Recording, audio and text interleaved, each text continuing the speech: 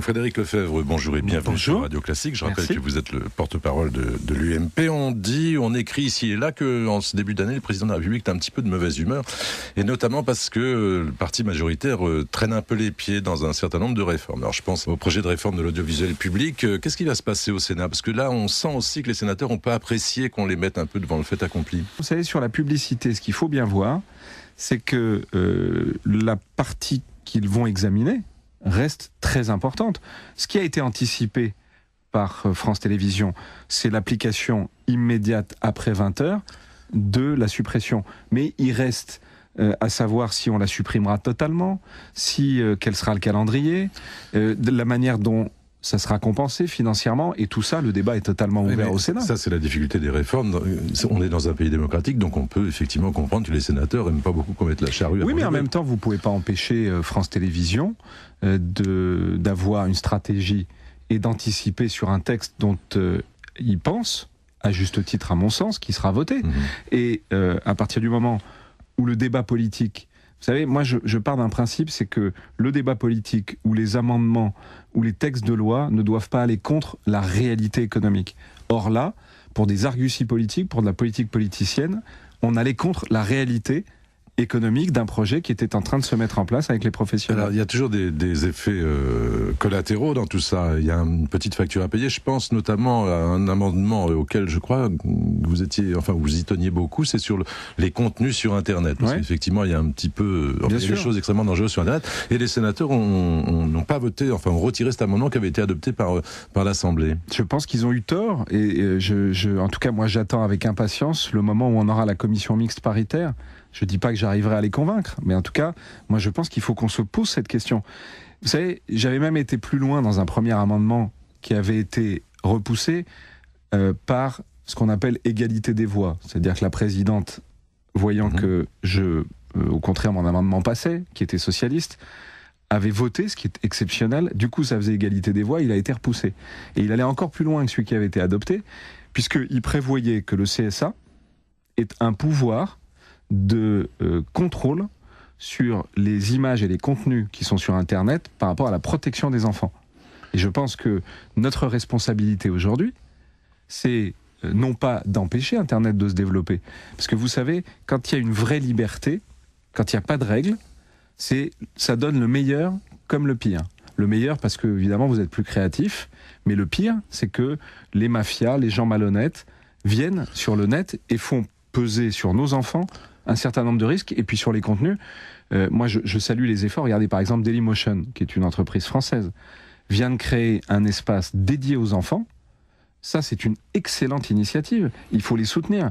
Et il faut donner sans doute un satisfecit et flécher les gens vers ce type d'initiative. Alors qu'à côté de ça, vous avez d'autres grands sites de partage qui, eux, ne font aucun tri. Vous avez des enfants qui tombent sur des vidéos extrêmement dangereuse pour eux. Tant que le dossier n'est pas clos encore. De mon côté, de toute façon, il n'est pas clos. Même si c'est pas sur ce texte audiovisuel qu'on aboutit, j'ai déjà arraché au Parlement un groupe de travail qui m'a été accordé par le gouvernement.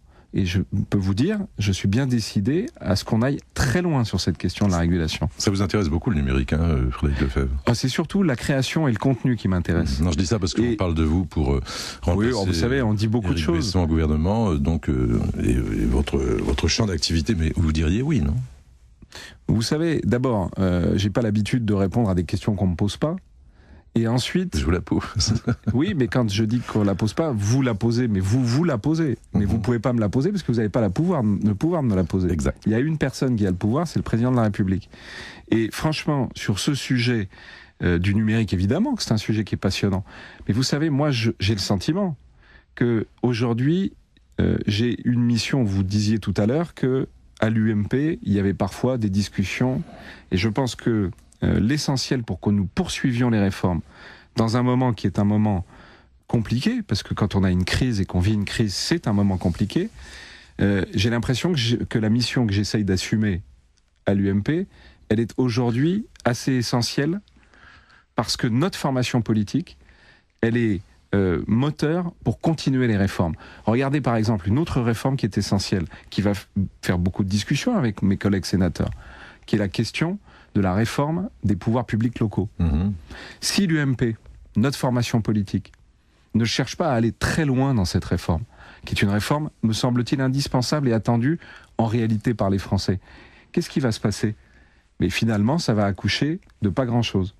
Et donc moi, je souhaite que notre formation politique, elle continue d'être d'une certaine manière l'exécuteur des engagements de Nicolas Sarkozy, qu'on veille à ce que le gouvernement se tienne aux engagements qui ont été pris devant les Français, et puis peut-être aussi que de temps en temps, on essaye d'aller plus loin. Vous savez, c'est le jeu, vous lancez le piquet le plus loin possible, pour qu'après les anneaux soient le plus loin possible aussi. C'est ça qu'il faut qu'on essaye de faire. Mais est-ce que vous avez l'impression, même de temps en temps, au sein de votre famille, que vous êtes un peu un chiffon rouge ? Et je pense notamment à cette réforme territoriale, où vous dites qu'il faut aller plus loin, il faut ôter un échelon de Parce qu'il y a des mots, vous savez, administratif. on est dans la vie politique, il y a des mots qu'il ne faut pas prononcer.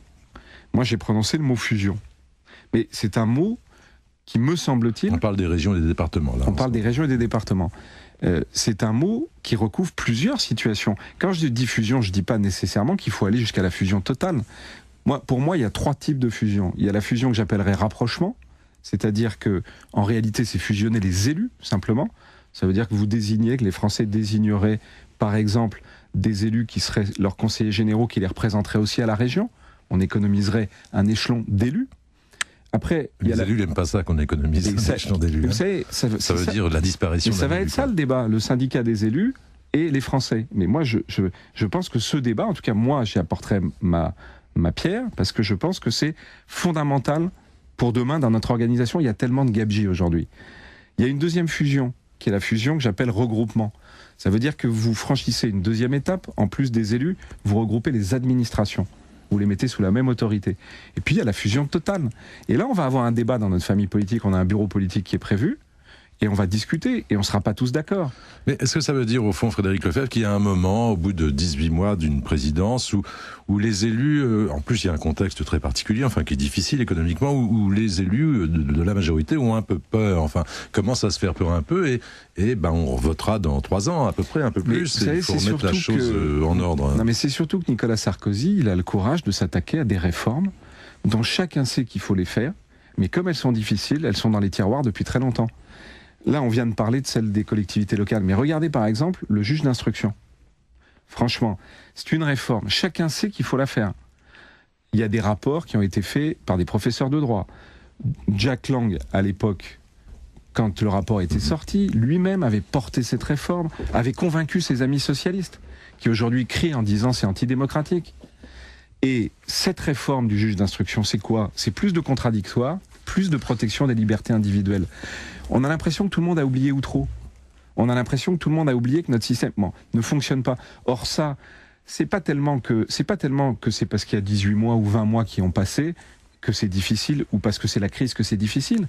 C'est parce que c'est des réformes qui viennent bousculer des conservatismes, qui viennent bousculer des intérêts particuliers. Est-ce qu'il n'y a pas aussi autre chose ? C'est donc difficile. C'est-à-dire une affaire d'ambiance, encore une fois liée à la crise, mais où on se dit ça ressemble de temps en temps, enfin pour une partie de l'opinion, à une espèce de fuite en avant. C'est-à-dire que pourquoi c'est si vital ? Mais vous savez, c'est vital parce que à partir du moment où pendant 20 ans, tout le monde dit il faut le faire, et qu'on ne le fait pas simplement parce que c'est difficile, on doit bien se douter que c'est utile à notre pays.